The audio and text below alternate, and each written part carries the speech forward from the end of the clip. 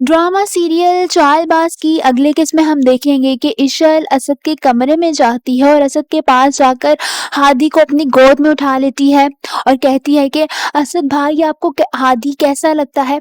असद हैरान होते हुए इशल से कहता है कि एक बाप को अपना बच्चा कैसा लगेगा, तुम कैसी बातें कर रही हो। जिस पर इशल असद से कहती है कि जब हादी आपसे अपनी माँ के बारे में पूछेगा तो आप उसे क्या जवाब देंगे। असद खामोश हो जाता है क्योंकि उसके पास कोई जवाब नहीं होता। फिर थोड़ी देर बाद सोचने के बाद वो कहता है कि मैं उसे कहूंगा कि तुम्हारी माँ मर गई है। इशल असद से कहती है कि असद भाई अगर आप हादी से मोहब्बत करते हैं तो आयजा भाभी को घर वापस ले आए। हादी को आयजा भाभी की जरूरत है। एक बच्चे को अपनी माँ की सबसे ज्यादा जरूरत होती है। असद इशल की बातें सुनकर सोच में पड़ जाता है। एक पल को वो इशल की बात सोचने लगता है कि वाकई हादी को अपनी माँ की जरूरत है, मगर फिर उसको वो सब याद आने लगता है जो आयजा ने उसके घर वालों के साथ किया। वो चाहकर भी अपने बाप की मौत को भुला नहीं पा रहा होता। वहीं आयजा को अपने बच्चे के बगैर किसी कीमत सुकून नहीं आ रहा होता। वो इतनी बेचैन होती है कि उसे बार बार हादी की आवाजें सुनाई देने लगती हैं। वो अपने कमरे में बैठी होती है जब एकदम उसे हादी के रोने की आवाज सुनाई दे रही होती है। वो बाहर की तरफ भागने लगती है जब मुसरत बेगम उसे पकड़ लेती है और कहती है कि कहाँ जा रही हो। आयजा रोते हुए कहती है कि अम्मी मुझे हादी के रोने की आवाज आ रही है। उसकी माँ आयजा को संभालते हुए कहती है कि हादी यहाँ नहीं है, तुम अपने आप को संभालो। आयजा रोने लगती है और बेबसी से अपनी माँ की तरफ देखती है जो उसको देखकर मजीद रोने लगती है। फिर वो उसे अपने गले से लगाकर तसल्ली देती है और कहती है कि सब कुछ ठीक हो जाएगा।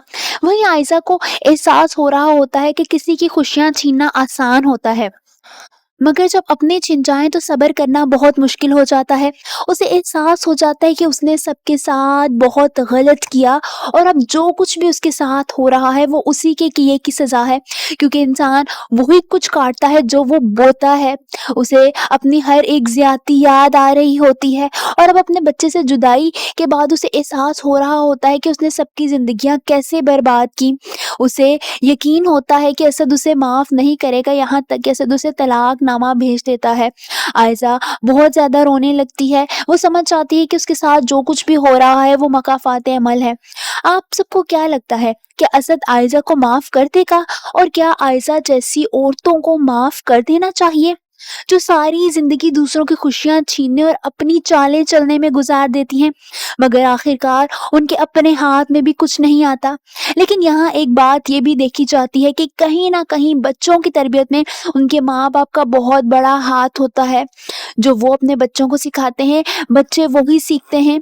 जैसे आयजा की माँ ने शुरू से ही अपनी बेटी को चालबाजियां करना और चालें चलना सिखाई थी।